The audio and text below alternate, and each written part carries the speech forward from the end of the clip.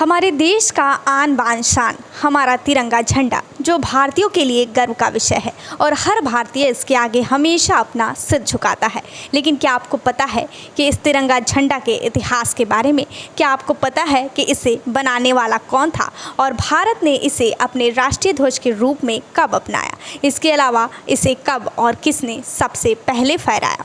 आज के इस वीडियो में हम आपको तिरंगा झंडा से जुड़ी हर छोटी बड़ी जानकारी देंगे। तो चलिए शुरू करते हैं।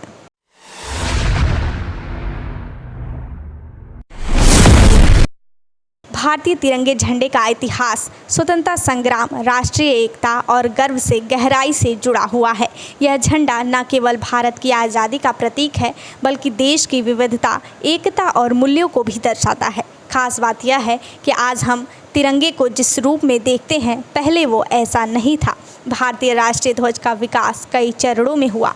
यह विभिन्न स्वतंत्रता संग्रामियों और नेताओं के प्रयासों का परिणाम है। समय के साथ झंडे का डिज़ाइन बदलता रहा, जो भारत की स्वतंत्रता की यात्रा को दर्शाता है।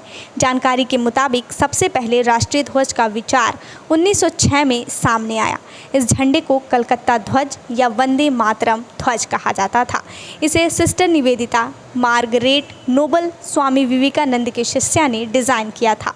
इसमें 3 पट्टियाँ थीं, लाल, पीली और हरी। ऊपरी पट्टी में 8 कमल के फूल, बीच में वंदे मातरम लिखा हुआ था और निचली पट्टी में सूर्य और चंद्रमा का प्रतीक था। यह झंडा राष्ट्रीय एकता और स्वदेशी आंदोलन का प्रतीक था। इसके बाद मैडम भिकाजी कामा ने 22 अगस्त 1907 को जर्मनी के स्टटगार्ट में अंतर्राष्ट्रीय समाजवादी सम्मेलन में एक झंडा फहराया। इसमें हरी, केसरी और लाल पट्टियाँ थीं। ऊपर पट्टी में 8 प्रांतों को दर्शाने वाले 8 कमल, बीच में वंदे मातरम और निचली पट्टी में सूर्य और चंद्रमा थे। यह पहली बार था जब भारतीय राष्ट्रीय ध्वज को अंतर्राष्ट्रीय मंच पर फहराया गया। इसके बाद 1917 में डॉक्टर एनी बेसेंट और बाल गंगाधर तिलक ने होम रूल आंदोलन के दौरान एक नया झंडा प्रस्तावित किया। इसमें 5 लाल और 4 हरी 36 यानी हॉरिजॉन्टल पट्टियाँ थीं। साथ ही 7 तारे यानी सप्तऋषि, एक चंद्रमा और सूर्य का प्रतीक था जो स्वशासन की मांग को दर्शाता था। इसके बाद 1921 में पिंगली वेंकैया ने महात्मा गांधी के लिए एक झंडे का डिज़ाइन प्रस्तावित किया। इसमें 2 रंग थे, लाल हिंदुओं के लिए और हरा मुस्लिमों के लिए। साथ ही एक चरखा था जो स्वदेशी और आत्मनिर्भरता का प्रतीक था। गांधी जी ने इसे संशोधित करने का सुझाव दिया ताकि सभी समुदायों का प्रतिनिधित्व करे। जिसके बाद 1931 में कांग्रेस ने एक समिति का गठन किया जिसने आधुनिक तिरंगे के डिज़ाइन को अंतिम रूप दिया। इसमें 3 हॉरिजॉन्टल पट्टियाँ थीं, केसरी ऊपर, सफ़ेद बीच में और हरा नीचे। साथ ही बीच में एक चरखा था। यह झंडा 1931 में कराची अधिवेशन में अपनाया गया और स्वतंत्रता संग्राम का प्रतीक बना। अब चलिए जानते हैं कि इस झंडे को डिज़ाइन करने वाले पिंगली वेंकैया कौन थे। तो पिंगली वेंकैया एक स्वतंत्रता संग्रामी, कृषिविद और भूविज्ञानी थे जिन्हें भारतीय राष्ट्रीय ध्वज के डिज़ाइनर के रूप में जाना जाता है। उनका जन्म 2 अगस्त 1876 को आंध्र प्रदेश के मछलीपट्टनम में हुआ था। उन्होंने विभिन्न देशों के ध्वजों का अध्ययन किया और एक ऐसा डिज़ाइन तैयार किया जो भारत की सांस्कृतिक और धार्मिक विविधता को दर्शाता हो। 1921 में उन्होंने जब महात्मा गांधी को अपना डिज़ाइन प्रस्तुत किया, जिसे बाद में संशोधित कर तिरंगे का रूप दिया गया। 1931 में पिंगली वेंकैया के डिज़ाइन को आधार बनाकर सफ़ेद रंग को शामिल किया गया ताकि अन्य समुदायों का प्रतिनिधित्व भी हो। इसके अलावा चरखे को केंद्र में रखा गया जो स्वदेशी और आत्मनिर्भरता का प्रतीक था। बता दें कि संविधान सभा ने 22 जुलाई 1947 को तिरंगे को भारत के राष्ट्रीय ध्वज के रूप में आधिकारिक रूप से अपनाया। बाद में चरखे को हटाकर अशोक चक्र शामिल किया गया। यह चक्र सम्राट अशोक के धर्म चक्र से प्रेरित था जो शांति, प्रगति और गतिशील का प्रतीक था। जवाहरलाल नेहरू ने संविधान सभा में इस ध्वज को प्रस्तुत किया। अब बात करते हैं कि तिरंगे में मौजूद रंग किसके प्रतीक हैं।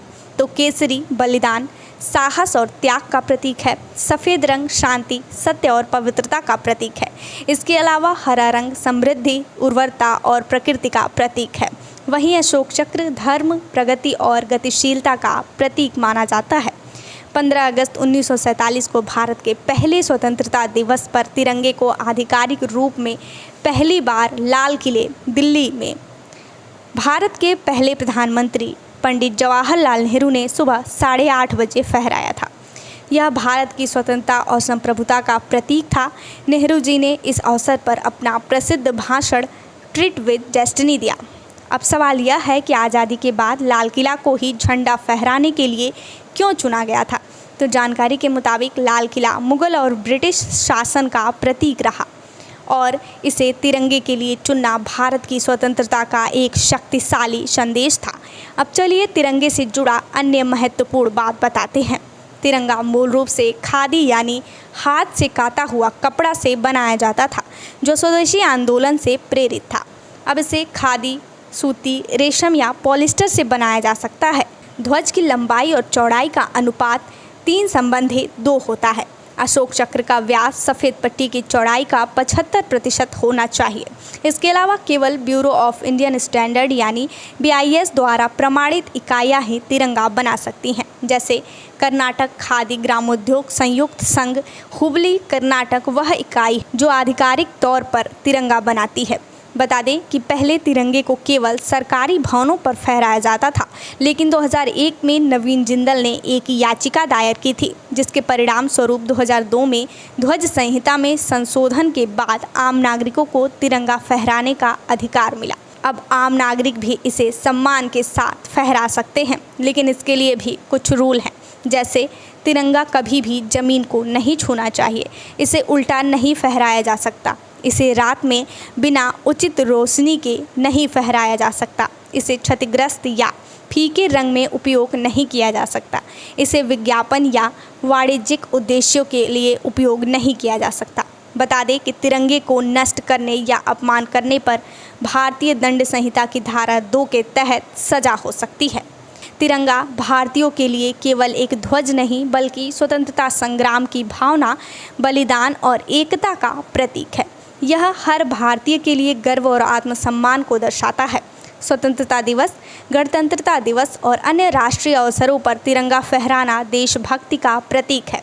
आज के इस वीडियो में हमने जाना कि तिरंगे का विकास स्वतंत्रता संग्राम के विभिन्न चरणों से गुजरा और यह आज भारत की एकता, विविधता और प्रगति का प्रतीक है। ध्वज संहिता और नियमों के साथ यह हर भारतीयों के लिए गर्व का प्रतीक बना हुआ है और 2022 के बाद हर घर तिरंगा अभियान के बाद यह हर भारतीय के घर पर लहराता हुआ देशभक्ति का प्रतीक बनता आ रहा है। ऐसा है हमारे देश का शान, हमारा तिरंगा।